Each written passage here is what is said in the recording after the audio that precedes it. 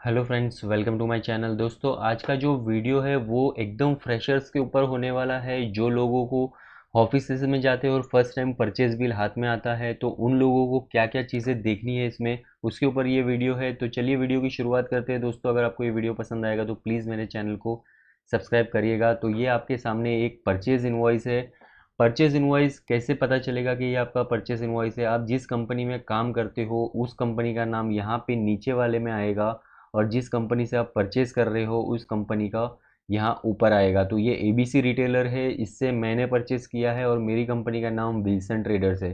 तो यहाँ पे बायर लिखा रहेगा, बायर बिल्डू, इसमें विल्सन ट्रेडर लिखा रहेगा। अब आपको क्या क्या चीज़ का ध्यान देना है वो भी मैं आपको बताता हूँ।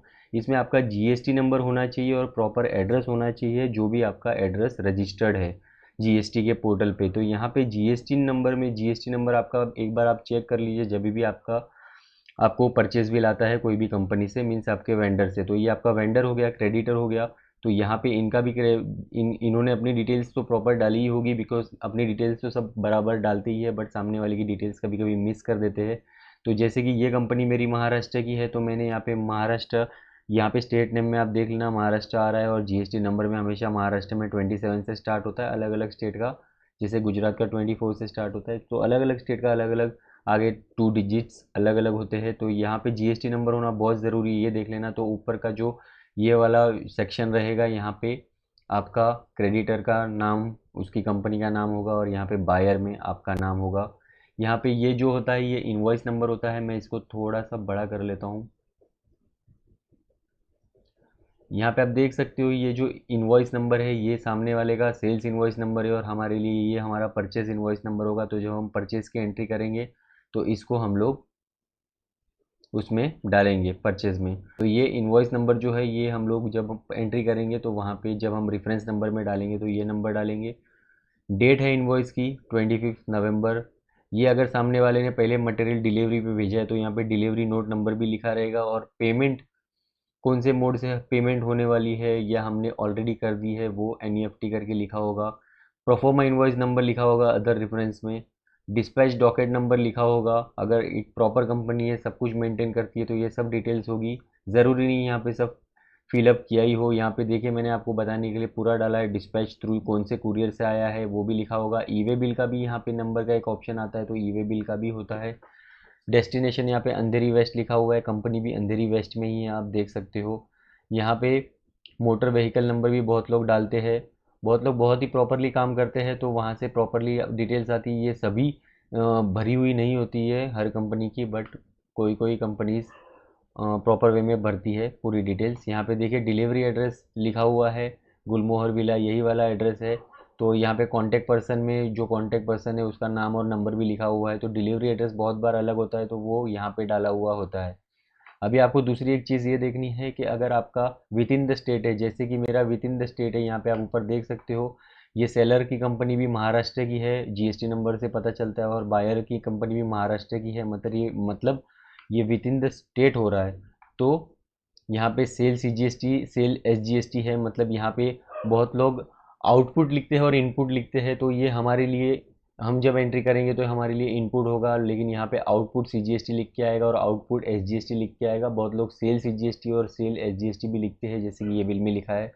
आइटम का नाम लिखा होगा यहाँ डिस्क्रिप्शन ऑफ गुड्स में। एचएसएन कोड्स देखना प्रॉपर मेंशन है या नहीं। बहुत लोगों का 4 एचएसएन डिजिट भी चल रहा है, और बहुत लोगों को 6 की रिक्वायरमेंट है, और कुछ लोगों को 8 डिजिट की भी रिक्वायरमेंट है। तो अपनी रिक्वायरमेंट के हिसाब से अगर 4 आया है और आपको 6 चाहिए, तो उसके लिए आप कॉल बैक करके उससे 6 डिजिट का एचएसएन कोड मंगवा सकते हो अपने वेंडर से। यहाँ पे जीएसटी का टैक्स रेट आपको देखना है, बराबर प्रॉपर 18% में आया है ये वाला, और ये नीचे वाला 12 में आया है। इसका बाइफर्केशन यहाँ नीचे प्रॉपरली हो रहा है या नहीं, यहाँ पे देखिए टैक्सेबल वैल्यू 5,000, दोनों भी 5,000 की है, बट एक 18 में आई है 9% सेंट्रल टैक्स और 9% स्टेट टैक्स, और दूसरा जो है 12 में आया है। यहाँ पे आप देख सकते हो 6% सेंट्रल टैक्स और 6% स्टेट टैक्स। तो ये प्रॉपर यहाँ पे नीचे कैलकुलेशन हुआ है या नहीं वो देख सकते हो आप। यहाँ पे देखिए 10,000 पे 7.5%, 7.5%, सॉरी 10,000 पे 750, 750 लगा है, और यहाँ पे 11,500 हुआ है। उसी का यहाँ पे वर्ड्स में आ जाता है 11,500 ओनली। यहाँ पे दोनों एच एस एन कोड्स आ जाता है, और यहाँ पे आपका टैक्स अमाउंट भी वर्ड्स में आ जाता है। यहाँ पे देखिए टैक्स अमाउंट अलग से 1500 में दिया है, 1500 ओनली। अभी एक चीज़ यहाँ पे नहीं आई है, बैंक डिटेल्स।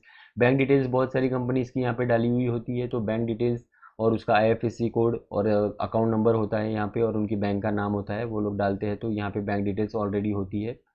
और यहाँ पे लास्ट में जो है यहाँ पे साइन रहती है, स्टैम्प होता है, और यहाँ पे डिक्लेरेशन दिया हुआ होता है, वो हर किसी का अलग अलग होता है। तो ये एक फॉर्मेट यहाँ पे नीचे डिक्लेरेशन आता है, और यहाँ पे स्टैम्प और साइन होना ज़रूरी होता है।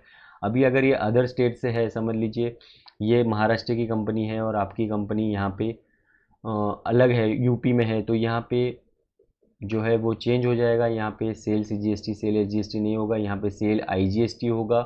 तो अदर स्टेट्स में जब होता है सेल परचेज, तो जब ट्रेडिंग होती है अदर स्टेट में, तो IGST आ जाता है इंटीग्रेटेड वाला, और ये सेंट्रल और स्टेट अलग हो गया, विद इन द स्टेट हो गया। तो ये वाला फ़र्क है, समझ लीजिए ये वाली पार्टी अगर यूपी की है और आप महाराष्ट्र के है, तो स्टेट जहाँ पे भी अलग हो गया वहाँ IGST आएगा। तो ये ध्यान देना है, ये विद इन द स्टेट है तो आपका CGST SGST दोनों भी 99% लगेगा, और अगर जो भी परसेंटेज है वो हिसाब से लगेगा। बट सेंट्रल CGST और स्टेट SGST, तो ये वाला CGST और SGST with in the state होगा, तब आएगा आपके परचेज बिल में।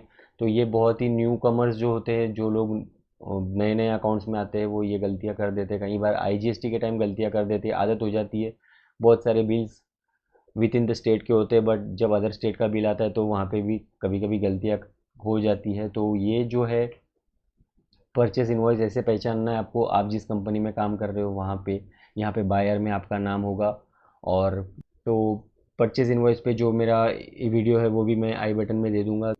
एक चीज़ मैं आपको यहाँ पे बता देता हूँ, जब भी आपको कोई परचेज इनवॉइस आता है, तो आपका सबसे पहला काम ये होना चाहिए कि आपको ये जो टैक्सेबल वैल्यू है, इस पे टैक्स बराबर आया है या नहीं, वो आप कैलकुलेटर से एक बार करके देखिए, मैनुअली करके देखिए कैलकुलेटर पे कि ये टैक्स बराबर मारा है या नहीं।